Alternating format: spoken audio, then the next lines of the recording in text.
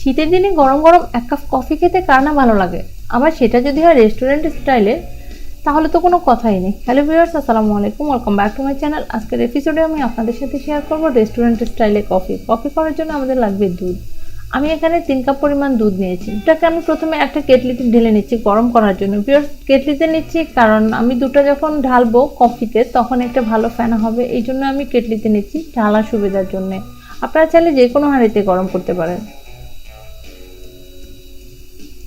দুধটা দিয়ে আমি আমার টেস্ট অনুযায়ী 2 চা চামচ চিনি ব্যবহার করেছি। এটাও আপনারা আপনাদের টেস্ট অনুযায়ী করতে পারেন।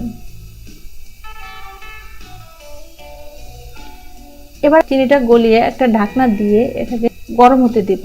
দুধ গরম হতে হতে আমি আমার কফি ফোমটা তৈরি করে নিচ্ছি। যেহেতু আমরা কফি মেকার ইউজ করছি না, তো আমরা একটা বিটারের সাহায্যে ফোম তৈরি করে নেব। আমি এখানে 2 টেবিল চামচ পরিমাণ ইনস্ট্যান্ট কফি দিয়েছি।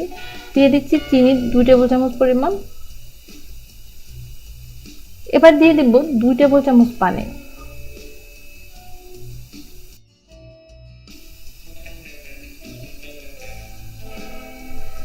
এবার আমি এটাকে বিট করে নেব। প্রথমে আমরা বিটারের স্পিডটা লোতে রেখে বিট করব।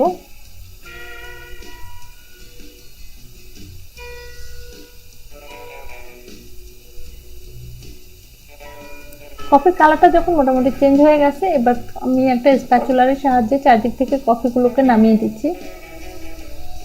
এবার বিটারের স্পিডটা মিডিয়ামে রেখে আবার বিট করে নিচ্ছি।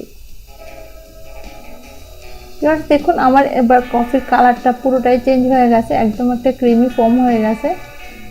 কফিকে তৈরি করার জন্য আমি এখানে কাপ নিয়েছি, আমি দিয়ে দিচ্ছি 1 চামচ ফোম। এবার দিয়ে দিব দুধ। এবার দেখুন আমি দুধটা যখন উপর থেকে ঢালতেছিলাম তখন এটার পাশ থেকে সুন্দর একটা সাদা ফেনা হয়েছে, আর একদিক থেকে তো আমি ফোমটা দিয়ে দিয়েছি, আমি আবার আরও 1 চামচ ফোম দিয়ে দিচ্ছি। তো উপর থেকে আমি আরও কয়েকটা কফি ছিটিয়ে দিয়েছি। এভাবে আমি 3 কাপ কফি তৈরি করে নিয়েছি।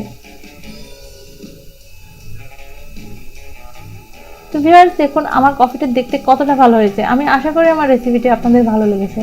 আর ভালো লাগলে অবশ্যই আমার চ্যানেলটিকে সাবস্ক্রাইব করবেন, সাথে লাইক, কমেন্ট এবং শেয়ার করবেন আপনার ফ্রেন্ডস এন্ড ফ্যামিলির সাথে।